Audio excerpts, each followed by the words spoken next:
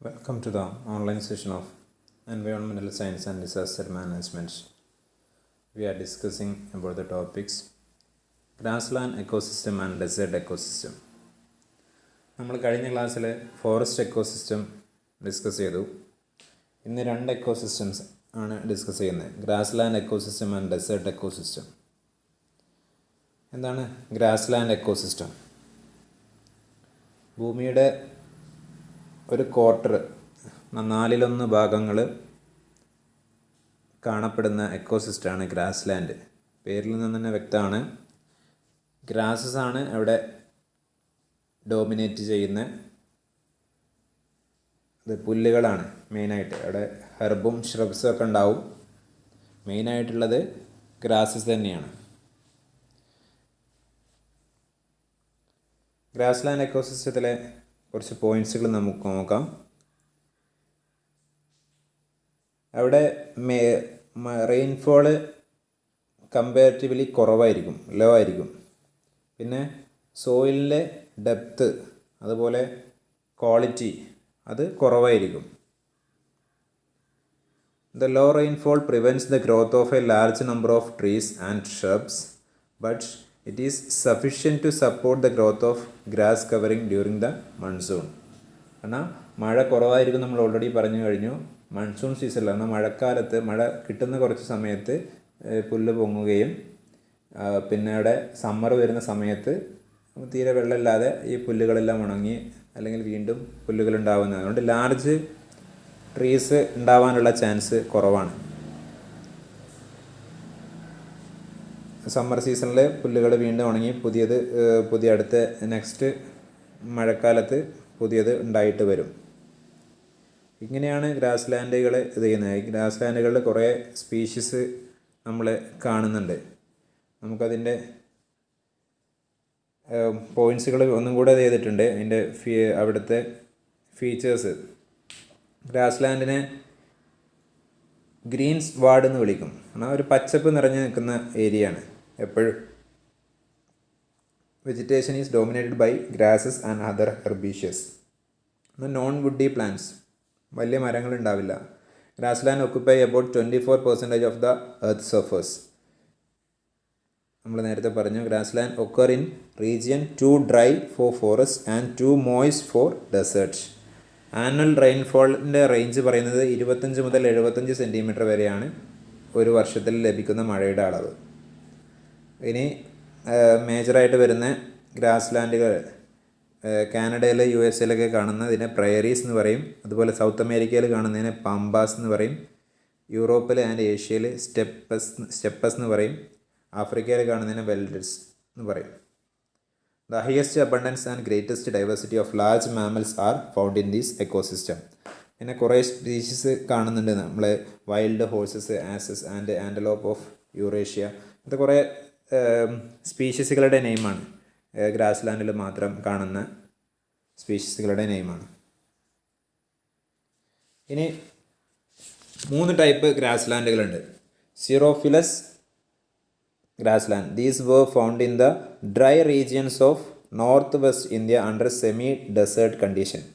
സീറോഫൈലസ് എന്ന് പറഞ്ഞാൽ തന്നെ ഒരു ഡ്രൈ റീജിയണിലെ അല്ലെങ്കിൽ മരുഭൂമി അതിന് നൊട്ടേറ്റ് ചെയ്യുന്ന ഉണങ്ങിയ ഡ്രൈ പ്രദേശങ്ങളെയാണ് നമ്മൾ XERO എന്നുള്ള സീറോ എന്നുള്ള വേർഡ് കൊണ്ട് നൊട്ടേറ്റ് ചെയ്യുക. സീറോഫിലസ് ഗ്രാസ് ലാൻഡ് എന്ന് പറയുമ്പോൾ അത് dry regions of north west India under semi desert conditions. രണ്ടാമത്തേത് mesophilous grassland. It is termed as savanna. Include the extensive grassy banks, typical moist deciduous forest of Uttar Pradesh. ഉത്തർപ്രദേശിൽ കാണുന്ന deciduous ഫോറസ്റ്റിന് അടുത്തായിട്ട് കാണുന്ന grass ലാൻഡാണ് mesophilous grass land. മൂന്നാമത് hygrophilous grass land. It is termed as wet savanna and are found in marshy areas. Marshy ചതുപ്പ് നിലങ്ങളിൽ. കാരണം ഒരു ഹൈഗ്രോഫിലസ് എന്നാൽ കുറച്ചും കൂടെ വെറ്റായിട്ടുള്ള ഏരിയയിൽ കാണുന്ന ഗ്രാസ് ലാൻഡിനെയാണ് ഹൈഗ്രോഫിലസ് ഗ്രാസ് ലാൻഡ് എന്ന് പറയുന്നത്. ഇനി നമുക്കതിൻ്റെ സ്ട്രക്ചറും എന്താണ് ഗ്രാസ് ലാൻഡ് എക്കോസിസ്റ്റത്തിൻ്റെ സ്ട്രക്ചർ എന്ന് നോക്കാം. അല്ലെ 2 കമ്പോണൻ്റ് ഉണ്ടാവും, അബയോട്ടിക് കമ്പോണൻസും ബയോട്ടിക് കമ്പോണൻറ്റും. അബയോട്ടിക് കമ്പോണൻസിൽ വരുന്നത് inorganic and organic compounds soil and aerial എൻവയോൺമെൻറ്റിൽ. അതിൽ മണ്ണിലും അവിടുത്തെ എയറിലും കാണുന്ന ഇതിനെയാണ് നമ്മൾ അവിടുത്തെ ഇനോർഗാനിക് ആൻഡ് ഓർഗാനിക് കോമ്പൗണ്ട്സ്. അതിൽ carbon, hydrogen, oxygen, nitrogen, phosphorus and sulphur are supplied by the carbon dioxide, nitrate, phosphates and sulphates. ഇത്രയും ആണ് അബയോട്ടിക് കമ്പോണൻസിൽ വരുന്നത്. ഇനി ബയോട്ടിക് കമ്പോണൻസിൽ വരുന്നത് പ്രൊഡ്യൂസേഴ്സ്, കൺസ്യൂമറിൽ വരുന്നത് primary consumer, secondary consumer, tertiary consumer and decomposers. പ്രൊഡ്യൂസേഴ്സായിട്ട് മെയിനായിട്ട് grasses and few herbs and shrubs, കാരണം ഔഷധ സസ്യങ്ങളും അതുപോലെ കുറ്റിച്ചെടികളും. പ്രൈമറി കൺസ്യൂമേഴ്സായിട്ട് വരുന്നത് ഗ്രേസിങ് ആനിമൽസ്, എന്നാൽ പുല്ല് തിന്ന് ജീവിക്കുന്ന animals, cows, deers, rabbit. Secondary consumers എന്ന് പറയുന്നത് ഈ പ്രൈമറി കൺസ്യൂമറിനെ ഫുഡാക്കിയെന്നവരാണ്, snake, lizard, birds and jackals. Tertiary consumers ആയിട്ട് വരുന്നത് ഹോക്സ് ആണ്. ഡീകമ്പോസേഴ്സിൽ വരുന്നത് ബാക്ടീരിയ.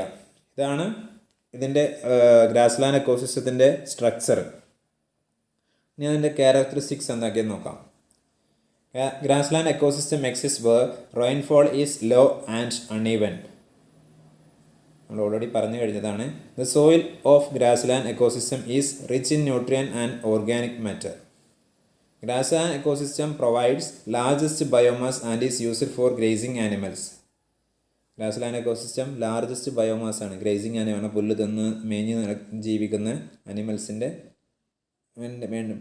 അവർ ലാർജ് ബയോമാസ് പ്രൊവൈഡ് ചെയ്യുന്നത് ഗ്രാസ്ലാൻഡ് എക്കോസിസ്റ്റമാണ്. The grassland ecosystem exist in moderate climates. Grassland ecosystem is characterized by seasonal flowering plants and savannas. ഇനി നമുക്ക് ഇത്രയാണ് ഉള്ളത്. ഇനി ഡെസേർട്ട് എക്കോസിസ്റ്റം എന്താണെന്ന് നോക്കാം. ഡെസേർട്ട് എക്കോസിസ്റ്റം, മരുഭൂമി. One can find at least one desert on every continent except Europe and Antarctica. എല്ലാ ഭൂഖണ്ഡങ്ങളിലും, യൂറോപ്പിലും അന്റാർട്ടിക്കയിലും ഒഴികെയുള്ള എല്ലാ ഭൂഖണ്ഡങ്ങളിലും ഒരു ഡെസേർട്ടെങ്കിലും കാണും. Each desert is different in some way but they all have one thing in common. എല്ലാ മരുഭൂമികളും ഓരോന്നും ഡിഫറെൻ്റ് ആണ്, പക്ഷേ എല്ലാം കോമൺ ആണ്. അവിടെ ഭയങ്കര ഡ്രൈ ഏരിയ ആയിരിക്കും. അവിടുത്തെ മണ്ണിലും ഇതിലൊക്കെ ചെറിയ മാറ്റങ്ങളുണ്ടെങ്കിലും അതിൽ അവിടെ പ്രസിപ്പിറ്റേഷൻ വളരെ കുറവായിരിക്കും. In order for and area of land to be considered desert, it must receive less than 10 inches of water a year. ഒരു വർഷത്തിൽ 10 ഇഞ്ചിൽ താഴെയാണ് മഴ ലഭിക്കുന്നത്. എപ്പോഴും സ്കേസിറ്റി ഓഫ് വാട്ടർ, അല്ലെങ്കിൽ അതാണ് ഒരു മെയിൻ, ഒരു കോമൺ ആയിട്ട് ഡെസേർട്ടിൽ ഉണ്ടാവുന്ന ഒരു പോയിൻ്റാണത്. അവിടെ മഴ മാത്രമല്ല, മറ്റ് റെയിൻഫോൾ മാത്രമല്ല, സ്നോ ആൻഡ് അതർ പ്രസിപ്പിറ്റേഷൻ എല്ലാം കുറവായിരിക്കും. പിന്നെ സണ്ണിൻ്റെ ഇത് കൂടുതലായിരിക്കും. മേഘങ്ങൾ കുറവായത് കാരണം സണ്ണ് നന്നായിട്ട് ഡയറക്റ്റായിട്ട് പതിക്കും.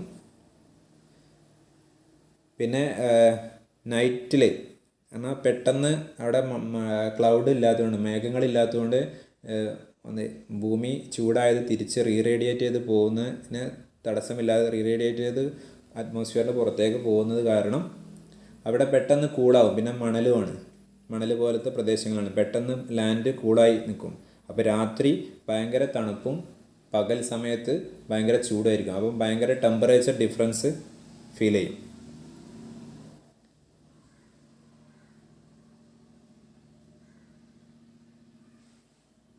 ഇങ്ങനെ കുറേ ആണ് അവിടെ ജീവിക്കാൻ. വളരെ കുറഞ്ഞ സ്പീഷീസ് മാത്രമേ പ്ലാന്റ് ആയാലും ആനിമൽസ് ആയാലും വിത്ത്സ്റ്റാൻഡ് ചെയ്യുള്ളൂ ഈ ഡെസേർട്ടിന്. കാരണം വളരെ കുറഞ്ഞ് വെള്ളം ആവശ്യമായി ജീവിക്കുന്ന സസ്യങ്ങളും മൃഗങ്ങളും മാത്രമാണ് അവിടെ ആ ഒരു ക്ലൈമറ്റിനെ വിത്ത്സ്റ്റാൻഡ് ചെയ്യാൻ കഴിയുള്ളൂ. അപ്പോൾ അവിടുത്തെ പ്ലാന്റുകളുടെയും ഇതൊക്കെ അവിടെ മാത്രമേ ഉണ്ടാവുള്ളൂ, മറ്റുള്ളവർക്ക് കാണാൻ ബുദ്ധിമുട്ടായിരിക്കും. ഇനി ഡെസേർട്ട് എക്കോസിസ്റ്റത്തിൻ്റെ സ്ട്രക്ചറാണ്. അബയോട്ടിക് കമ്പോണൻസിൽ മെയിനായിട്ട് വരുന്നത് ഹൈ ടെമ്പറേച്ചർ ആയിരിക്കും, ലോ റെയിൻഫാൾ ആയിരിക്കും, ഡ്രൈ ക്ലൈമറ്റ് ആയിരിക്കും.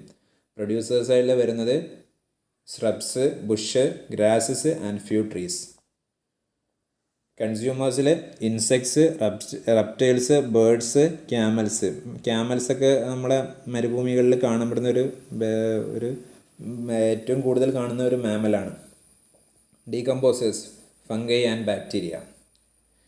ഇനി ജനറൽ ക്യാരക്ടറിസ്റ്റിക്സ് ഓഫ് ഡെസേർട്ടിൻ്റെ characteristics. Deserts are subject to high wind velocity. വിൻഡിൻ്റെ velocity compared to other ecosystem is very high. There is a low annual rainfall. നമ്മൾ പറഞ്ഞു കഴിഞ്ഞു, മഴ കുറവായിരിക്കും. The desert air is dry and climate is hot. എപ്പോഴും air dry ആയിരിക്കും, humidity കുറവായിരിക്കും, അതുപോലെ ക്ലൈമറ്റ് ഹോട്ടായിരിക്കും. Temperature variations is large. നമ്മൾ പറഞ്ഞു രാത്രി തണുപ്പും പകൽ നല്ല ചൂടുമായിരിക്കും. It does not have vegetation or rare vegetation and animals face shortage of flood. അവിടെ ഫ്ലഡ് ഉണ്ടാവുക എന്നുള്ളത് വളരെ റയർ കേസായിരിക്കും. അപ്പോൾ അതിനെ ഓവർകം ചെയ്യുക എന്നുള്ളത് അവിടെയുള്ള സ്പീഷീസുകൾക്ക് ബുദ്ധിമുട്ടായിരിക്കും. Soil is loose. നമുക്കറിയാം, ഭയങ്കര ടൈറ്റ് അല്ലാതെ ഭയങ്കര സ്പ്രെഡായി കിടക്കുന്ന ഒരു മണൽ പോലത്തെ Sandy and devoid of organic carbon, nitrogen and moisture etcetera. Biological soil, which is the soil penetrate the plant root, is absent in most desert though the soil is in a geological sense exists everywhere. Next പറയുന്ന point, low humidity during the day and night high in the night. Solar radiation is very intense. ഭയങ്കര solar radiation കൂടുതലായിരിക്കും. Absence of water vapour in air, scarcity of water in hot deserts. എപ്പോഴും വെള്ളത്തിൻ്റെ ദൗർലഭ്യം ഉണ്ടാവും. Human population is very small. The number of sunshine hour are very large. എന്നാൽ സൂര്യൻ വരുന്ന sunshine hours കൂടുതലായിരിക്കും. Drought in other words, the effective aridity is the long in the life in the extreme arid zone. വരൾച്ച ആണ് അവിടെ ഏറ്റവും കൂടുതൽ കാണപ്പെടുന്നത്. Precipitation deficiency is the main feature of desert. പ്രസിപ്പിറ്റേഷൻ്റെ കുറവ്, കാരണം മഴ അത് എല്ലാ ഭൂമിയിലേക്ക് വരുന്ന വാട്ടർ കണ്ടൻറ്റിനെയാണ് ടോട്ടലായിട്ട് നമ്മൾ വിളിക്കുന്ന പേരാണ് പ്രസിപ്പിറ്റേഷൻ. അതിൻ്റെ കുറവ്, അതാണ് അവിടുത്തെ മെയിൻ ഫീച്ചർ. അപ്പോൾ ഇത്രയാണ് നമുക്ക് ഡെസേർട്ട് എക്കോസിസ്റ്റത്തിൽ ഡിസ്കസ് ചെയ്യാനുള്ളത്. അപ്പോൾ ബാക്കി ഇനി